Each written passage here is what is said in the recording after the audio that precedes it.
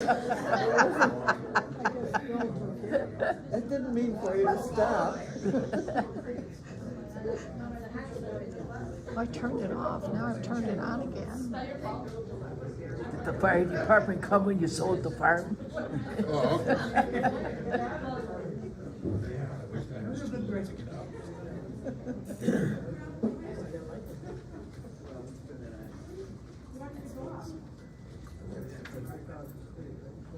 Well, I don't know how many people, no fire?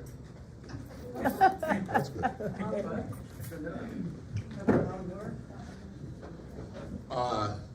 As I said, with my great aunt lived there, she lived in the, if you've ever been in the house, the downstairs bedroom, that's where she lived, so, but my grandfather and I don't know if anybody's ever, when you spend a lot of time with a grandparent, you sort of become buddies. And my grandfather taught me how to play cribbage, because he lived with us too. It was quite a little thing we had going. And so every night after dinner, it was, sort of tradition that I went and played cribbage with. And that worked out really well until I started beating him. And he didn't like that. But we still watched Westerns together and wrestling. And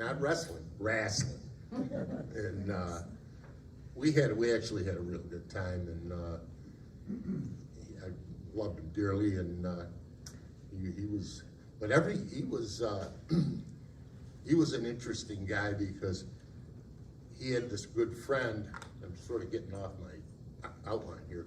We had a friend that lived next door to the west named Mr. Ames. And Mr. Ames had worked for McFarland's, sold hats or whatever.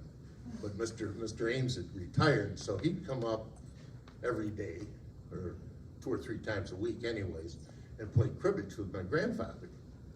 And of course, they played cards, but they also had a couple of cocktails during the afternoon. And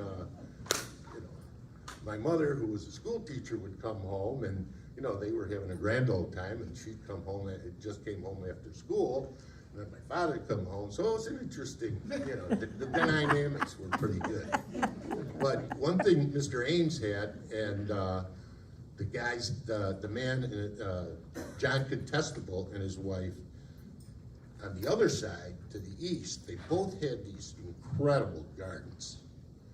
And we had a garden too, but it was, these guys really knew what they were doing. And they got into this sort of competition, and the east porch of the house started to look like a produce stand. Because one guy would come and he'd drop a basket off of everything, and then the other guy, he'd drop a basket off, and so consequently, we never had a garden during my time anyway, so. What else? Oh, we had pets. And, That's what counts. Right? That's what counts. And we had a dog. The first dog that I had was a dog named Fritz. Fritz was a German short-haired pointer, and she was famous in the neighborhood because, for one, you could see every bone in her back and every rib, but she ate like a horse. But one thing Fritz didn't like was thunder and lightning. She loved the kids and everything, and you couldn't touch any of the kids in the neighborhood or she'd be right at you. But when it thundered and lightning, if she was outside, she was going to get inside. And if she was inside, she wanted to get outside. So consequently, virtually every door in that house is chewed up pretty good. And in some instances, the floor too. She was unbelievable. And well, you could handle that if it's just your house. But one day she got locked in the people across the street, the gardener's garage. Oh my God. She, rather than jump through the window, she chewed out from underneath the window. Well, that turned into a neighborhood kerfuffle anyway. But then after her, we had, my mother came home after about the third door got chewed up and said, I don't know, we're gonna have to make some decisions here. It's either me or the dog. You know, my father, not being the diplomat, he said, can I get back to you? And he was like that. He put his foot in his mouth all the time. But the dog went, which was too bad because it was really a good dog except for that. But Except which was Destroying the house. Then we got another dog, Kim 1, and she was a Norwegian elkhound. Now how we got that, I don't know, but she was just a wonderful dog. She was like a husky, you know, and she was the nicest dog. In fact, she's the dog in that picture there of my father sitting in his chair, and but she also was afraid of thunder and lightning. Only she'd go hide, and it'd be thunder and lightning, and where's Kim? And nobody'd know where she went.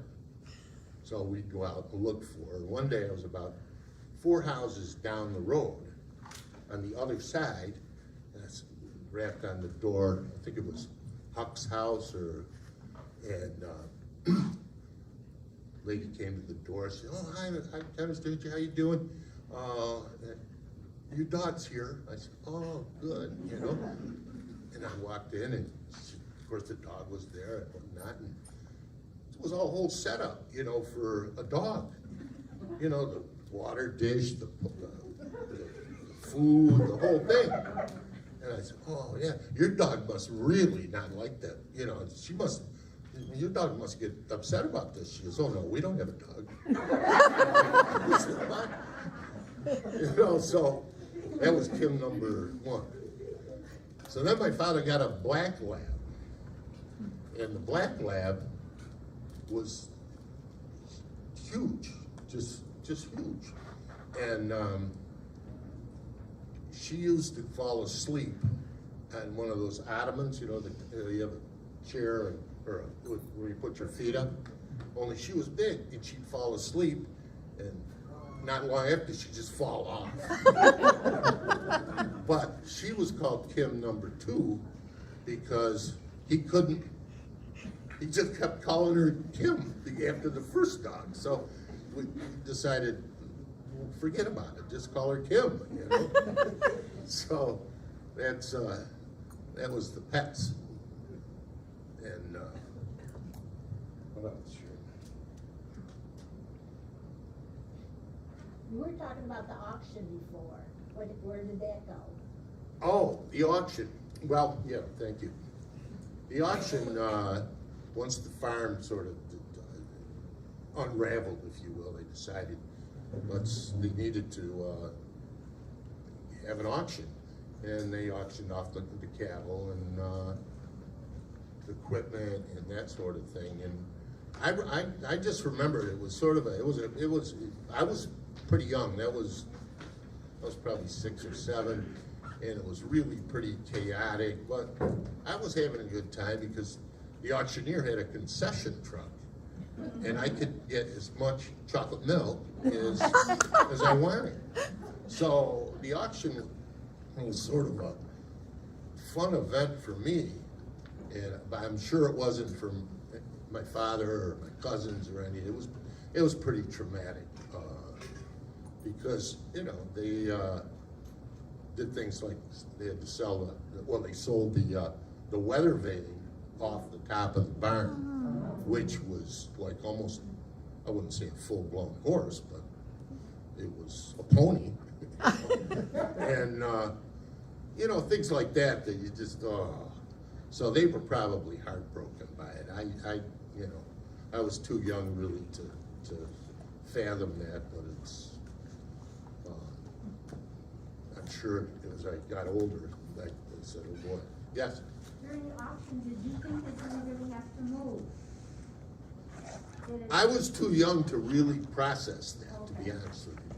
That's what I mean. I was oblivious to sort of what was really going on, But what really what happened, and in retrospect, my father sort of said, okay, this got sold, but we're gonna circle up the wagons here, and we're not getting rid of the house.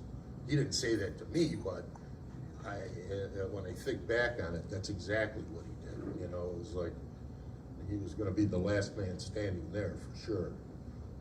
And he was. I mean, that's the way he did it. But one thing they did, you mentioned the auction.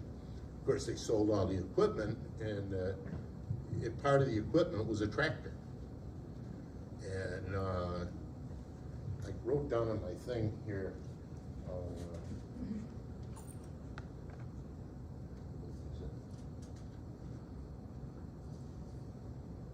When was this when you auctioned off we had this big auction? When was that? 1954, 55. Oh. Yeah.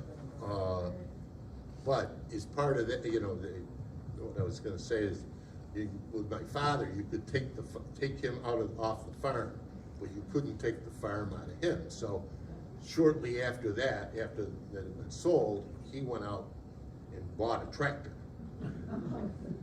and a disc, and you sort of reconnected with his farming feelings. And of course, we didn't have any place.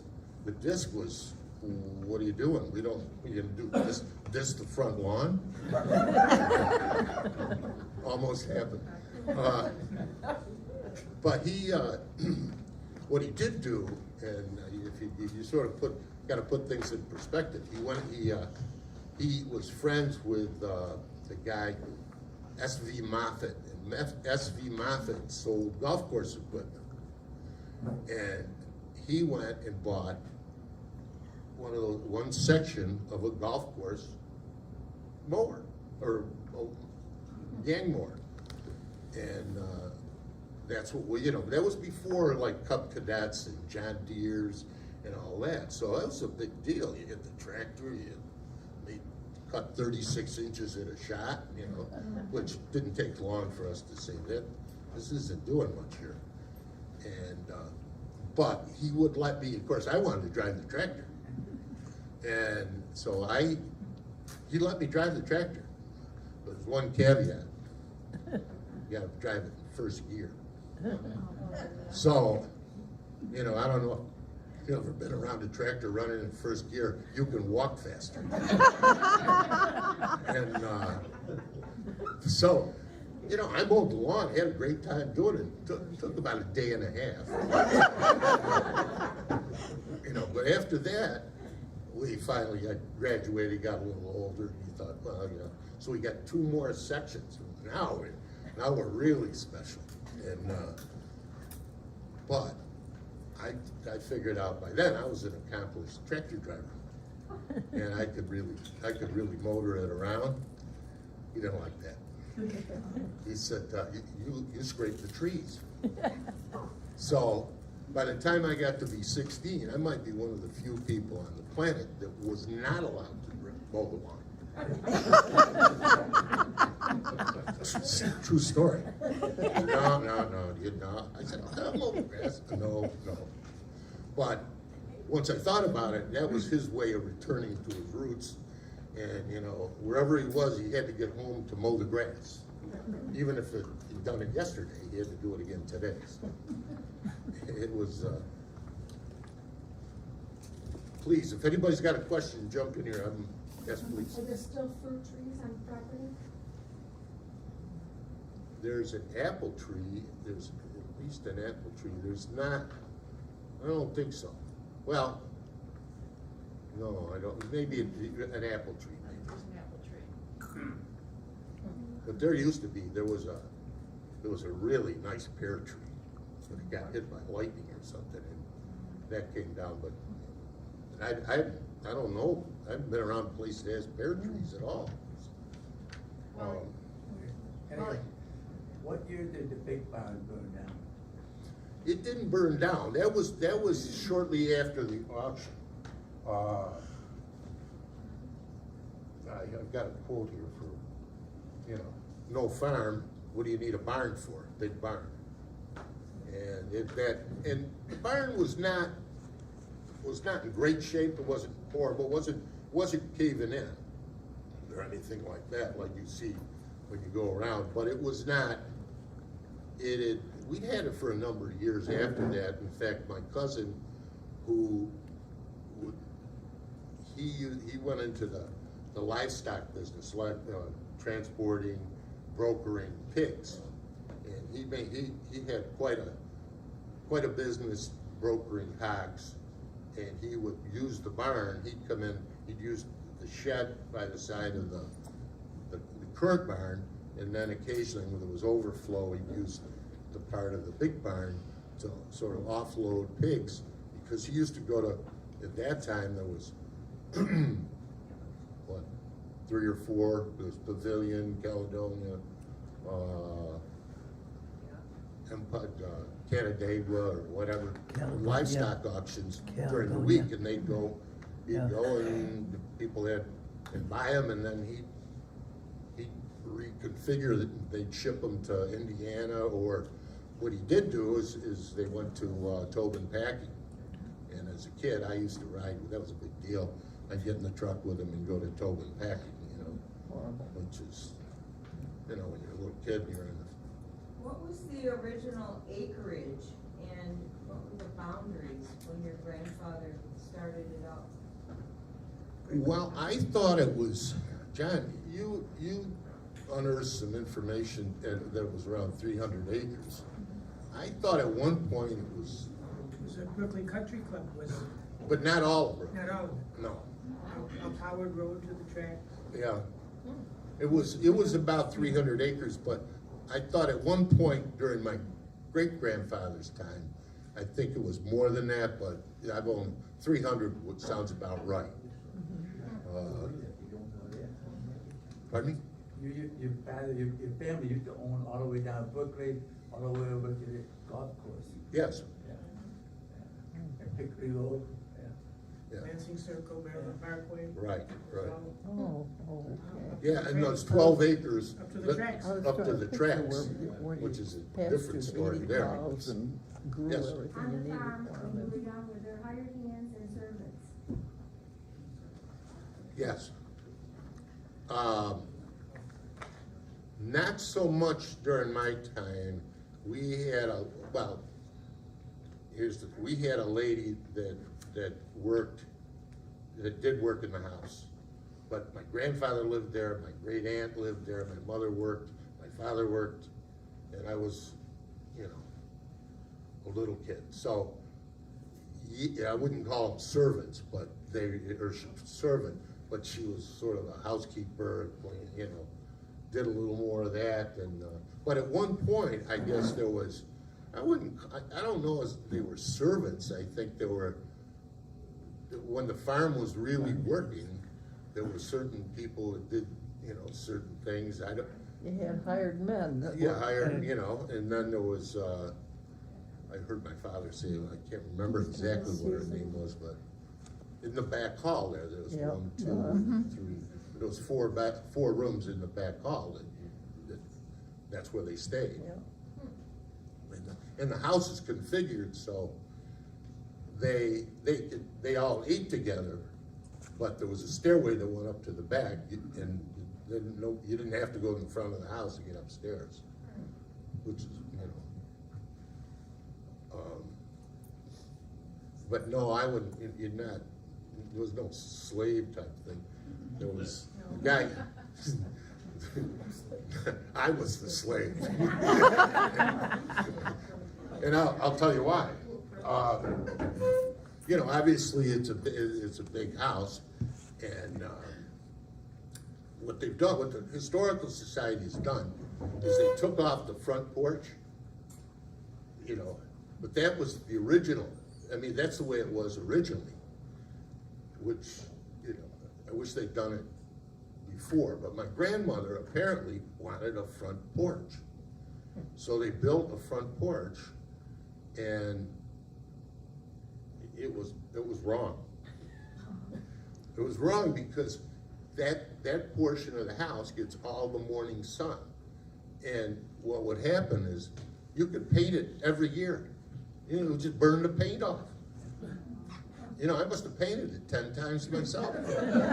You know, and then in the winter, it wasn't, most of it wasn't covered, so the snow would sit there, and about every 5 years, you had to replace all the deck. I mean, it was a disaster.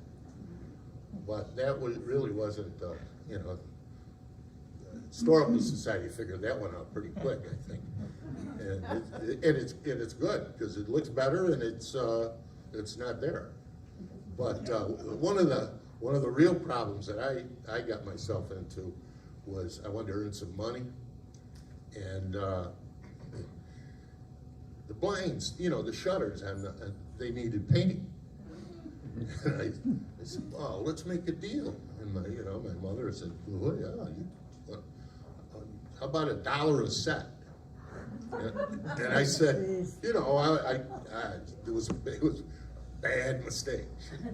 Of course, I thought that was a lot of money at the time. There's 30 sets of shutters, you know, and each set has 2 blinds. So 60 blinds you had to paint.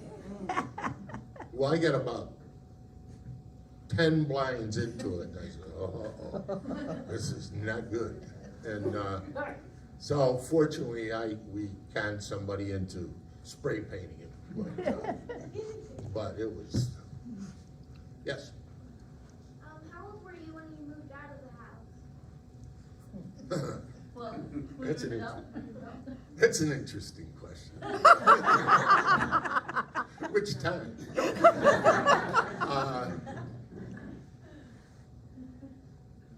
Well, you know, I went to college, so that was, I guess, I don't know if that's technically moving out of the house. I got out of college and I moved back to the house because I didn't have a job right away. And then I worked for Dolomite for 3.5 years, so probably I was about 24, which is about 3 years longer than it should have been. But and my mother reminded me that. So, if you're getting the impression that my mother was a strong person, she was.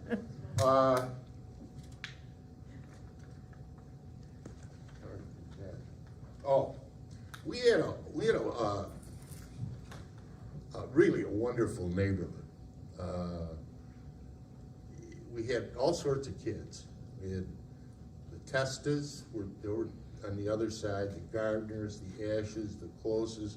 We actually pretty much have a legitimate, you know, not a full baseball team, but have a good baseball game in the east side of the driveway where the big barn had been. So that was a lot of fun, and we ended up we'd sort of feed on one another. Myself and a guy named Tom Ash were the youngest, which led, you know, so we of course did everything the old guy said. And so at one point, somebody had bought a lot car. This is after the barn had been taken down, and the back field had been leveled, and so we had this lot car that we drove back there. You know, I mean, how we didn't kill ourselves, I don't know. But I mean, it wasn't a bad car, but it was not worth much after we got done with it. But one of the other things that we did is, and this involved the tractor, somebody said, well, why don't we get the hood of a car? Well, back then, you could get a Buick hood or an Oldsmobile hood, and it had like a lip on it that would come in. They were heavy. So we chained it to the back of the tractor. And about 3 or 4 of us would get on, somebody would drive, it was usually me. There was 3 or 4 guys would get on the back, and I'll tell you, we had a ball. You could drive through woods and bang off the stuff and everything. It was pretty good. And but they were great. You know, it's like you know, the saucers. You know, but it was slippery as all get out, and so it was no problem, but, we had but then we had the current barn right now. If you notice, it has a thing on the, paint job, on the Yes. 1961, right on the cornerstone. And I believe Dave Testa painted that there. I had to take the fall for it, but he, I think he did. But that barn up above, the second and third floor, was basically our clubhouse. And we just purloined it, you know. And that was the good news, so it was great. We had a place for, you know, clubhouse. Problem is, my uncle had chickens up there for, I don't know how long, but chickens, stuff was about like that deep. So we had to clean it all out, which of course, you know, my father had no problem with that, but the top floor, and they always called it the cabbage house. I never knew cabbage was in there, but it's an interesting barn. There's chutes that go all from the third floor right down to the ground floor. But the upstairs is the third floor is pretty open, except for a few, you know, cross beams, and we use that as a basketball court. So it was all right until you tried to shoot over one of the beams, and then did that. But that was a lot of fun. We had a good time doing that. So it's a wonder we didn't burn it down, but it's that was what else? Please, if you have any, I think I got a couple more here.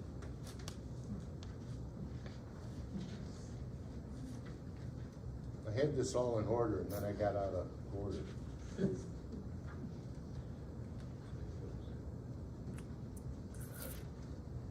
Oh, the holidays. The holidays, well, it gets back to the farm, the eating, when they were eating together. The dining room table, you could stretch out, it would seat 16. 16. 16. I mean, all the leaves and everything you put in. With three And leaves in it. so my family, my mother and father, and we always had Thanksgiving, and all my mother's relatives from Leroy and Batavia would come. And it was a big deal, you know, just stretch it all the way out and turkeys and get out the fine china. Some of the china that I never was allowed to eat on until I was about 40. I'm serious. It was, you know, oh no, those were great aunt. Dennis the Menace. Oh, none of us. You had to be. I think you had to be 40 to even look at them. You know, they had this. Oh, they were from Wedgwood china in a special color that you couldn't replicate. So obviously they didn't let us touch them. But that was. But anyways, Thanksgiving was a real big deal. Christmas, not. Well, I mean, it was Christmas. Obviously, was a big deal, but that was more immediate family, and the problem with that was the Christmas tree always was a problem, because my father could not bring himself to get a Christmas tree. Back in the day, remember before the real Christmas tree stands? Well, we had one where it was a nice stand, except for the fact the tree had to be perfect. And if it wasn't perfect, it wasn't gonna work. And so we suffered through a number of those, you know, the tree like this and this. But he really didn't want to buy a real nice tree, because his grandfather, my great-grandfather, he didn't let him have a tree. They said, well, what did you do? He said, well, they had a stump. It was like the precursor to the artificial tree. they had a trunk, or a stump with holes in it. And they go out and cut boughs off and stick the things into the stump. You know, I don't think it was a bad idea, but I mean, I'm not gonna do it, but he was scarred for life with that, you know? He couldn't, I mean, really, he literally could not buy a good Christmas tree, you know? But then they came with these new Christmas tree stands where you can buy one that's as crooked as all get out and make it stand straight. But that was Christmas. And, it was good though. I mean, we, you know, still had the presents and everything, so I got over it fast enough.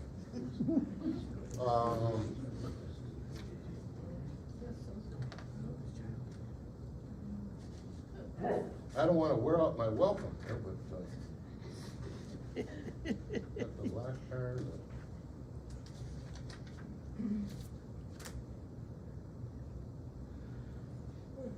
I'm sure I'll think of something else. Yes. So did you have a lot of parties in the summertime? Hay rides and get-togethers? No, actually, we didn't. We camped out, you know, of course, we went on the other side of the driveway, that was like camping out. You know? So, we had a tent, you know, I had a tent and whatnot, and of course, you never went to sleep at the right time, and we were out around all night, but that was sort of the camping that, I lost my train of thought there, because, the parties. Well, you know, my parents were fairly, they were tuned into what could happen when they weren't there. And they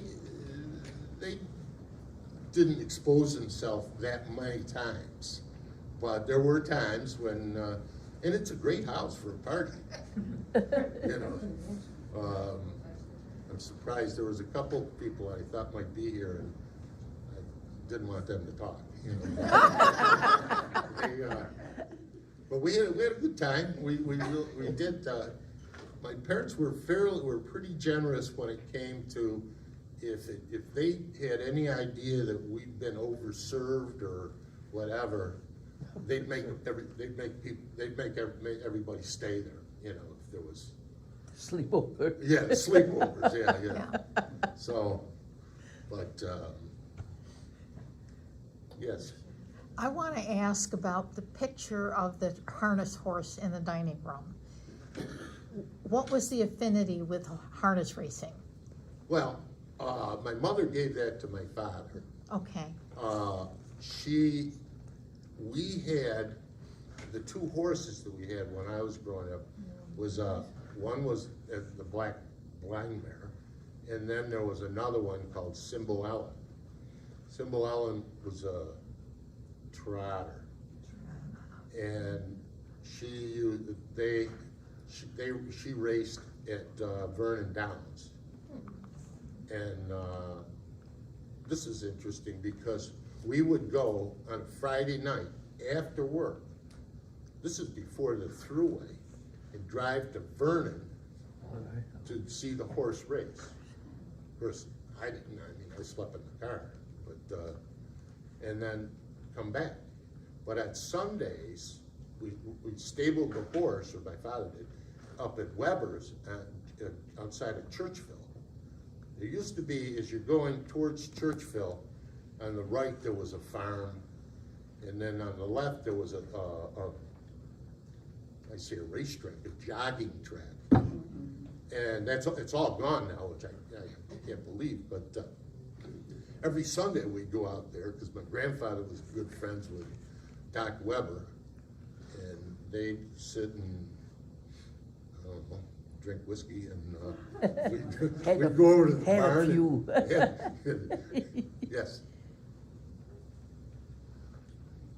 Were you born when you were living on Hinchy Road? Yes. Oh, Well, I okay. mean, that's where when I came from the hospital, yeah. So you grew up on Hinchy Road.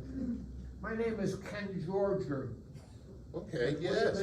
We moved, my mother and father, my older brother, who was just 90 years old, the 7th of June, Okay, and I was 2 years old. We moved out to Gates in 1936. mm-hmm.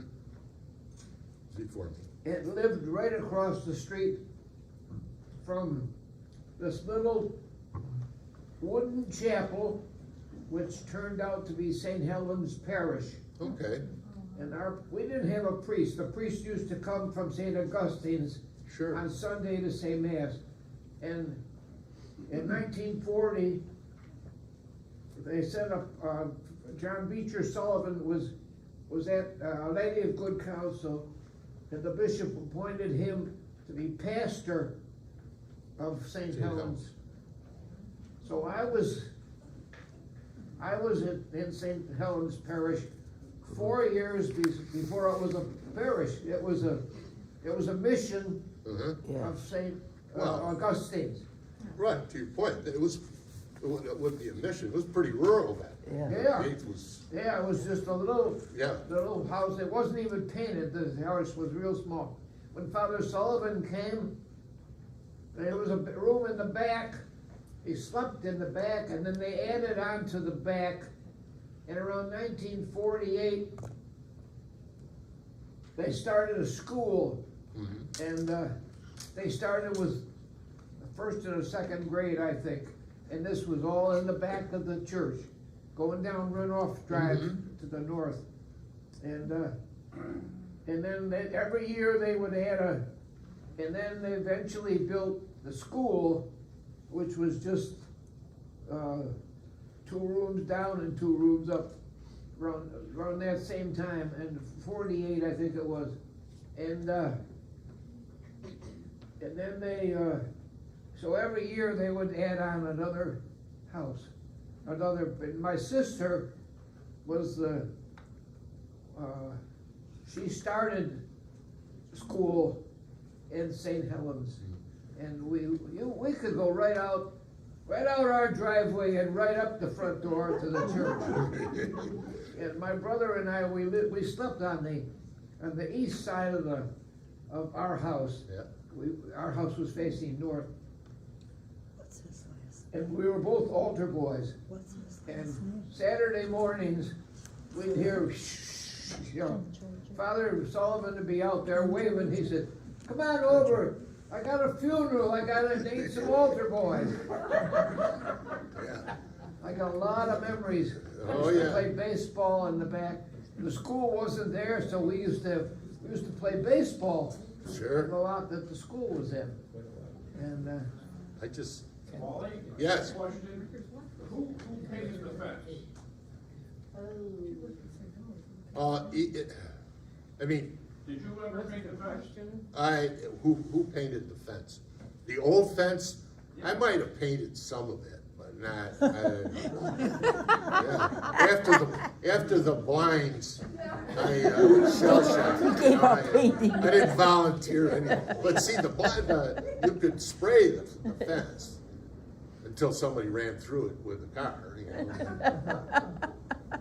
If St. Helens was there, how far did your property go to the west then? If it was Brooklyn, to the east, if Brooklyn was sort of the west. and Well, east, that big field behind went all the way down to Wood, there was some people called Woodruffs that were down almost to Leadington. But I don't think they did go to Leadington.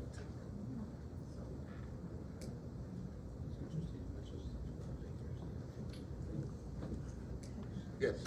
Now that you look back on it, what do you think about your extraordinary childhood?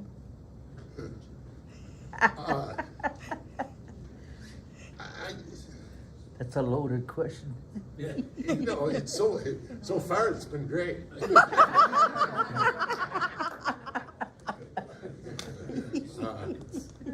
You know, What school did you go to? Grammar school? I went to Thomas Edison, Oh, okay. and then I went to Gates Childline. And What year did you get out of Gates Childline? I was in the class of '67, but I didn't graduate from Gates. I I went away to school for a couple of years. You're a bad boy. Well, I wasn't. That's what I've been accused of. It really wasn't. It was. You might be my son. Well, I came home one day from school, and, well, with my report card, and my mother, who was the librarian, she was a smart lady, and I had all A's. Well, I'd been on detention study hall, and then I'd gone to sports. So, you know, who knew, you know? And I'd gotten all my homework done and all this, and I came home, I had like all A's, maybe 1 B plus or something like that. And I distinctly remember that she was looking at it. Get the 30 She list. goes, "You're not that smart." I said, "What? You mean I'm not gonna cash on this? Because I already had the money spent, you know." So shortly thereafter, it actually was my cousins went to this school, and she thought I needed a change. And I'd already been to 7th, 8th. My class of '67 was the last class that went right through 7th through 12th. So I already went to East Charlotte for 4 years. But then, you know, and then there was the summers and, When did your mother's hair turn gray? At 30? Pardon me? Did your mother's hair turn gray at 30? no, shortly thereafter. But, you know, then I'd come home and from college and whatnot, and I worked for the highway department. You made up And I for it. worked with Dave Benzak back there, he and I were, Nick Mancini. oh, Nick! Yes. Oh, I didn't recognize. You know, I gotta say, Nick went to West High. I went to West High, and your mom was my librarian. And she's a wonderful lady, she's dead also. I remember them doing a lot of work out in the farm, but your dad did paint that picket fence. I used to see him, and see him on the game wars too. And of Oh, yeah. course, when I got out of the Marine Corps, I worked in the highway department, till I got on the sheriff's department, where I had the pleasure of meeting Bill Gillette, who was the sergeant in the Gates Police. But I remember you were working in the summers, you, David, Tony Leonardo were the 3 college boys.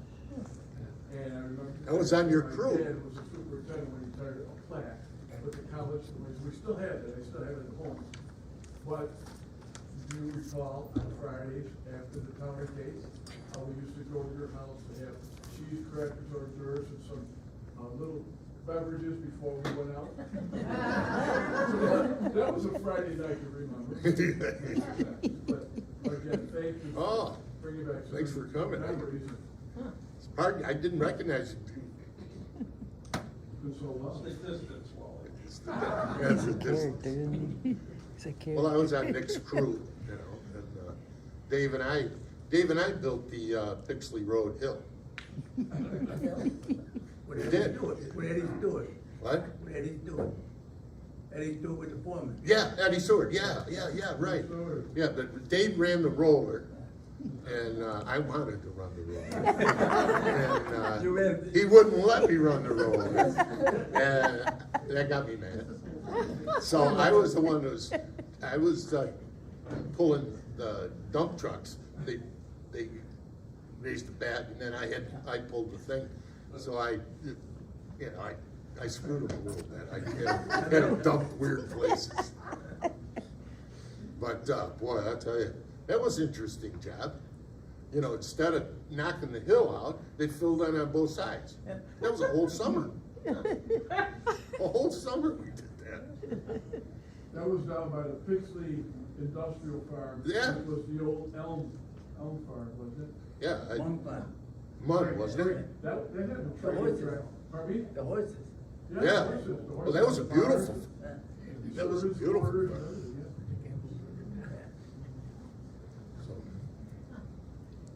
So your property didn't go to Buffalo Road, just from over to Pixley and Brooklyn, but this was the other ranch with the horse thing, that was never yours? No, that was, that was, I've never been able to figure, was it the Munn farm, wasn't it? Yeah. Yeah, because my father was good friends with, what was his name? Well, it was Munn, obviously. Yeah. Harry Fincher from Fincher Rolls, used to store automobiles there. Right. Oh. But that was a beautiful place, Beautiful farm. yeah. Yellow, everything was yellow. Yeah, what was the farm on the opposite side where Tops is? What was that? Jacobs. That was Jacobs. Jacobs, yeah. And then Vogel's was down where DePaul is. Right, right. That was interesting, because Leonard was a bus driver, wasn't But behind it, is the slaughterhouse. Mhm. There was slaughterhouse back there. he? We must be old. Don't ask what we did there. I used to play in your barn many years ago. That's why I told you about the dynamite shack. Yeah. Remember them, Nick? The old dynamite shack? Oh, yeah.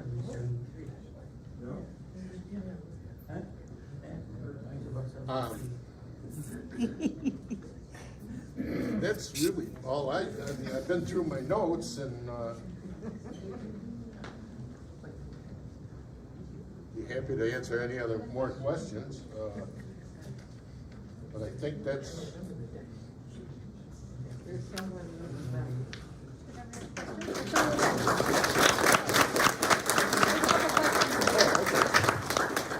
Go back to visit the Hinchey homes that much?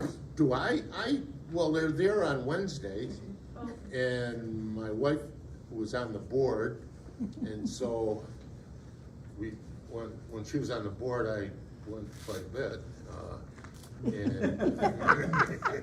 19 gold. No. But no, I do, I'm absolutely humbled by what they've done It's just, it really, I didn't build the house, but it is a wonderful place, and the Historical Society's done an incredible job. I mean, you know, it's not easy to maintain, say nothing about improving. Well, it really looks, Which was your bedroom when you were a kid? well, that was an interesting question too. No, it actually was the best one in the house, because when my grandmother died, my grandfather walked out of according to my father, walked out of the bedroom, closed the door and never went back. He went in the back hall, which, you know, he didn't need to, but he did, and that was where he stayed for the duration. So when I needed a bedroom, I guess my parents didn't feel like they wanted to move over there, so but it's the best one in the house. How many rooms in the house? 14. One last question. What about Jimmy? Jimmy Cummings? No, Jimmy the ghost. Well, that's Jimmy Cummings. He's the guy. A lot of people don't know that story, but. Well, it gets back to the not slave. grandfather. Well, yeah, but the slaves are the help or whatever. Jim Cummings was a guy that my great grandfather hired. He was like a ship's carpenter, and he was instrumental in a lot of the construction of the house. And he lived there, and he lived back in one, and I'm not sure exactly which room. Back east. Pardon? The back east. Yeah, okay. And, some people think his ghost is still there. I never heard him, but, but he was a ship's carpenter. Thanks to John Robitaille, I didn't realize that my great-grandfather, at the end of his career, well, towards the end of his career, had an office in New York. And, it was with the railroad, because, everybody, the furniture in the house, there was there was an overabundance of that sort of old oak, you know, stiff back stuff. Well, apparently, and it makes sense, because he probably went somewhere in New York, bought a whole living room, dining room, whatever set, put it on the train and said, drop it off, you know, because he could do that, apparently. He was, Him and Fred Becker. yeah, Train sat down at the back of the property, pick them up, take them to the yard, and then drop them back off. my father always said that he was not user friendly. He, you know, it was his way or the highway, and it could be the highway anyway, you know. So, that's all I know, but he built himself a pretty good spot, and I have a map at home that or a frame thing at some point that I'll give to the Historical Society. I mean, he was in charge of, you know, all sorts of stuff with the railroad, so. What year was, the Hinchy home and the farm established, what year?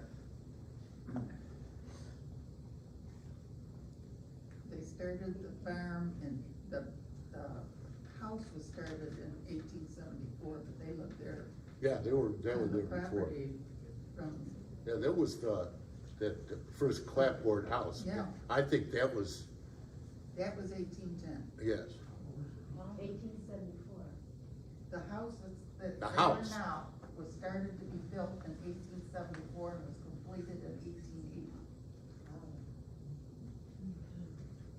Well, that document that we found, the organizing for the town of Gates, Yeah. that was 1810, wasn't it? Yeah. I got another one in the mail the other day from Ogden, 1809. Okay. Johnny and I gotta go through that pretty cool, because that's another one, that people are giving it more and more stuff about the history that we'll be trying to record and people make things. A lot of fun, a lot of fun.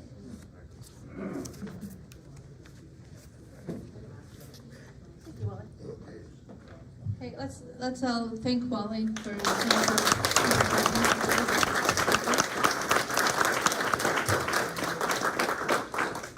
Now, John Robertella, good news is he's working on a book about the Hinchy family that's gonna be coming out in the future at some point. Next year. Next year, okay, super. And I'm gonna read the dedication of his book at this point. To Wilka and Cindy Hinchy, their immediate and long-standing support of the Gates Historical Society and the dedication to the rich historical heritage of the town of Gates, made possible the preservation of the Hinchy homestead for generations to come.